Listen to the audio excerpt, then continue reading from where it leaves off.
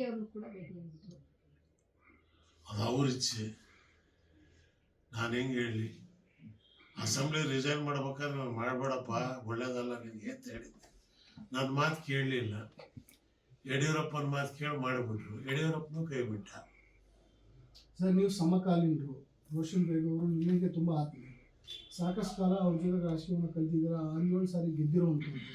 ಈ ರೀತಿ ಕಾಂಗ್ರೆಸ್ನ ಬಿಟ್ಟೋದ್ಮೇಲೆ ಈಗ ಪ್ರಿಯಾಂಕಾ ಗಾಂಧಿ ಅವರು ಒಂದು ಸೂಚನೆ ಕೊಟ್ಟಿದ್ರು, ಹಳೆ ಕಾಂಗ್ರೆಸ್ಸಿಗರು ಮತ್ತೆ ವಾಪಸ್ ಬನ್ನಿ, ಕಾಂಗ್ರೆಸ್ನ ಬೆಳೆಸಬೇಕು ಅಂತ. ನೀವು ಆ ರೀತಿಯಾದ ತೀರ್ಮಾನವನ್ನು ಮಾಡ್ತಿದ್ದೀರಾ? ಯಾಕಂದರೆ ನೀವೆಲ್ಲ ಸೈದ್ಧಾಂತಿಕವಾಗಿ ಕಾಂಗ್ರೆಸ್ನ ಜೊತೆಗೆ ನಿಮ್ಮ ಜೊತೆ ಬೆರ್ಕೊಂಡಿರೋಂಥದ್ದು. ಹೋಲ್ಸೇಲ್ ಕರೆಯೋದು ಬೇರೆ, ರಿಟೇಲ್ ಕರೆಯೋದು ಬೇರೆ.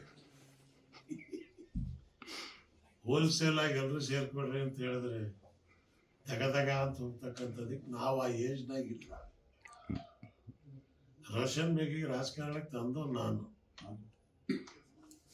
ಜನತಾದಳದ ಅಧ್ಯಕ್ಷನಾಗಿದ್ದಾಗ ಆತನಿಗೆ ಹೋಮ್ ಮಿನಿಸ್ಟರ್ ಮಾಡಿದ್ದೆ. ಶಿವಜನಗರದಲ್ಲಿ ಒಳ್ಳೆ ಕೆಲಸ ಮಾಡ್ಕೊಂಡು ಹೋಗಿದ್ದಾರೆ. ಒಂದೊಂದ್ಸಲ ನಿರ್ಣಯ ತಗೋತಾರೆ. ಈಗ ಅವ್ರು ಕಾಂಗ್ರೆಸ್ಸಿಗೆ ಅವ್ರು ಹೋಗ್ತಾರೆ ಅಂದ್ರೆ ಅವ್ರ ಇಚ್ಛೆ. ನಿಮ್ದು ಅಲ್ಲ, ನಾನೇನು ತೀರ್ಮಾನ ಮಾಡಿಲ್ಲ. ನನಗೆ ಇಂಥದ್ದು ಆಗ್ಬೇಕು ಅಂತ ನನಗೇನು ಇಚ್ಛೆ ಇಲ್ಲ. ನಾನು ಆಗಲೇ ಎಲ್ಲ ಅಧಿಕಾರ ನೋಡಾಗಿದೆ. ಆದರೆ